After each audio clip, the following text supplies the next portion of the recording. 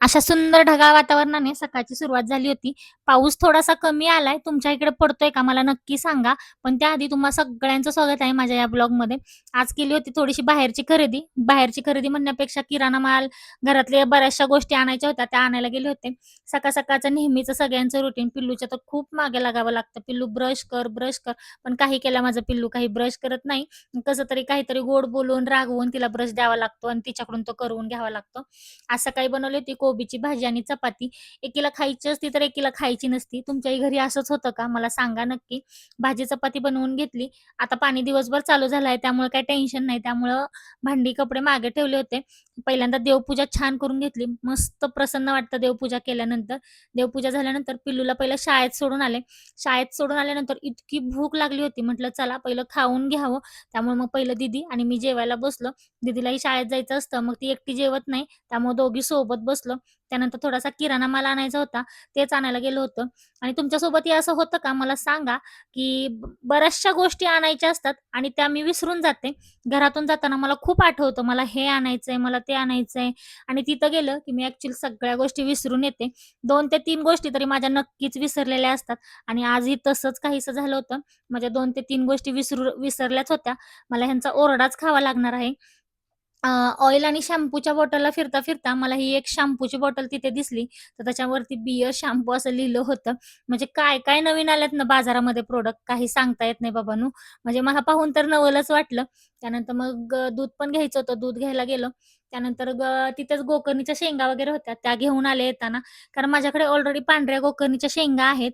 पण ह्या निळ्यावाल्या होत्या. त्या घेण्याचा मला मोहच आवरला नाही. त्यानंतर मग घरी आलो. घरी आल्यानंतर ह्या असत्या शेंगा. आता मी कुंडीमध्ये लावणार आहे ह्या शेंगा. म्हणजे खूप मस्त. ह्याच्यामध्ये व्हाईट कलर एक येतो आणि हा ब्लू कलर येतो. खूप छान. आणि मी ह्याच्या शेंगा घेऊन आली आहे आता.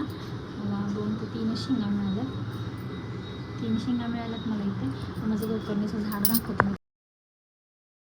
हे माझं गोकर्णीचं झाड आहे. माहीत नाही कोणत्या फुलांचं आहे, व्हाईट आहे की ब्लू आहे. मग छान आले आता पावसामुळे छान फुटले ते. आता त्या ब्लूवाल्या शेंगा ज्या मी आणल्या आहेत, त्याही कुंडीमध्ये टाकून देणार आहे. त्याही छान येतील पावसामुळे. माझ्या बेलाच्या झाडालाही मस्त पालवी फुटली आहे. मध्ये मी सुट्टीला गेले होते, तेव्हा बेलाचं झाड तर पूर्ण सुकूनच गेलं होतं. मला वाटलं आता ते काही जगणार नाही, पण आलं माझं बेलाचं झाड. खूप छान वाटतं बेला घरात असल्यानंतर. त्यानंतर हे एक ब्रह्मकमळाचं झाड आहे माझ्याकडे. त्यालाही कळ्या भरपूर आल्या होत्या. काय माहीत आता किती उमलतात त्यातल्या कळ्या. पण हे थोडंसं मला सरप्रायझिंगच होतं, की त्याला अचानक इतक्या साऱ्या कळ्या आल्या होत्या. खूप छान वाटलं आणि ही माझी कोरफड दिवसेंदिवस इतकी मोठी आणि गुबगुबीत होत चालली आहे ना, म्हणजे माझ्यासारखी होत चालली आहे, की काय काय माहिती नुसती गुबगुबीत. त्यामुळं मग तीही दाखवली तुम्हाला. अगदी छान आहे कोरफड. मी नेहमी केसाला, चेहऱ्याला लावते. त्यानंतर मग पाऊस आला थोडासा. मस्त कॉफी वगैरे घेतली. कॉफीचं शूट काही घेतलं नाही मी. त्यानंतर मग सगळं जे काही सामान आणलं होतं म्हटलं चला ते तिथल्या तिथं डब्यामध्ये ठेवून द्यावं. मग सगळं काही ठेवायला घेतलं. सगळं सामान जिथलं तिथं भरून ठेवलं, की म्हणजे नंतर शोधायला जास्त वेळ लागत नाही आणि पटकन सापडतं. नाहीतर मग एकाच डब्यात ठेवलं की नाही, की आठवत नाही कुठे काय ठेवलंय आणि शोधावंही भरपूर लागतं. मग सगळं काही ठेवून दिलं जिथल्या तिथे. सगळ्या भरण्या काढल्या होत्या मी. सगळ्या पुसून वगैरे छान ठेवल्या. व्यवस्थित जिथल्या तिथं सगळं व्यवस्थित छान ठेवून दिलं. एक 8 ते 10 दिवसातून तरी अशी थोडंसं डब्यांवरून वगैरे हात मारला की नाही, की छान वाटतं. म्हणजे घर आणि किचन जे आहे तेही क्लीन राहतं. जास्तीचं काम एकाच दिवशी पडत नाही. त्यामुळं 2-4 दिवसातून वरच्यावर मी असा हात मारतच असते. आणि थोड्याशाच गोष्टी आणल्या होत्या, पण बऱ्याचशा गोष्टी मी दुकानामध्ये विसरून आले होते. हे काही खोटं नाहीये. त्यांचा ओरडा तर मला खावाच लागणार आहे. त्यानंतर शेंगदाणे वगैरे पण भाजायचे आहेत. म्हटलं चला उद्या भाजावेत शेंगदाणे वगैरे. हे सगळं जे काही आहे ते सगळं हे करून घेतलं. जिथल्या तिथं डब्यामध्ये ठेवून घेतलं. त्यानंतर मग पाऊस आला. पावसामध्ये तर कपडे इकडचे काढणं, तिकडं ठेवणं, तिकडचे इकडं चालूच राहतं. मग तेही करून घेतलं. नंतर मग तोपर्यंत वाजले 2:30 वाजता. मग पिल्लूला आणायला गेले होते मी. पिल्लूला शाळेतून घेऊन आले. तेव्हाही पाऊस होता थोडासा. घरी आल्यानंतर मग पिल्लूला थोडेसे भूक लागली होती. तिला मखाने वगैरे भाजून दिले. तुम्हीही मखाने वगैरे पिल्लांना भाजून देता का? बाकी सगळ्या ज्या गोष्टी आहेत त्या मी उद्या करणार आहे. म्हणजे रवा चाळणं, शेंगदाणे भाजणं त्या सगळ्या उद्या करणार आहे. कारण एका दिवसात त्या सगळ्या गोष्टी शक्य होत नाहीत. कारण पिल्लांना शाळेतूनही आणायचं असतं, सोडायचंही असतं. त्यामध्ये बराचसाच वेळ जातो आणि बाकीचीही कामं असतात. आणि मग मी बाहेर गेले की नाही, माझ्या ज्या 2 कॅट आहेत ना, ते माझी वाट पाहत दारामध्ये बसतात. मी जोपर्यंत येत नाही ना तोपर्यंत त्या तिथंच बसलेल्या असतात. त्यानंतर मग आज तर एक गोष्टच झाली, दार लावलं होतं आणि कुठली तरी एक कॅट येऊन आहे ना बाहेर ओरडत होती आणि आमचा जो ब्लॅक वुडॉन आहे का नाही तो आतमधून तिच्याशी भांडत होता. डोर वगैरे पूर्ण बंद होतं तरी त्याचं भांडण त्या कॅट सोबत चाललं होतं. हेच आमच्या दीदीला लगेच हवा असतो. आणि मग मी पहिल्यापासून कसं की हिमालयाचाच फेस वॉश वापरते, त्याच्यामुळं हा आता नवीन आला होता तर आमच्या दीदीने हा आणलेला आहे.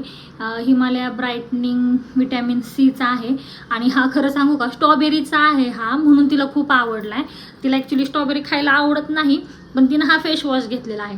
काय तर म्हणे हे ना आता तिची स्किन पिंक पिंक होणार आहे म्हणे, मम्मा मला तुझ्यासारखी स्किन हवी आहे म्हणून मग तिनं हा घेतलेला आहे. आता पाहू. आणि खरं सांगायचं तर म्हणजे हिमालयाचं वापरून मला कोणताही साईड इफेक्ट होत नाही, कारण ह्याचे जे फेस वॉश आहेत ते खूप छान आहेत आणि म्हणजे स्किनला लगेच जो काय आहे ना तो फरक लगेच दिसून येतो. खूप छान आहेत हिमालयाचे हे प्रोडक्ट, तुम्हीही वापरून बघा, तुम्हीही ट्राय करा, खूप छान आहेत.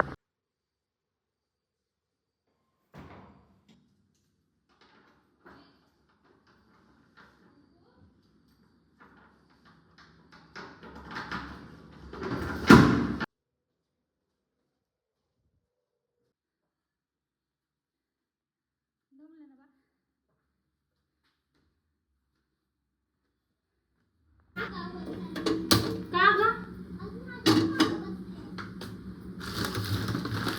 मग काढून ठेवलंय काय काय मखाने भाजते ना आता खाऊन तर बघ किती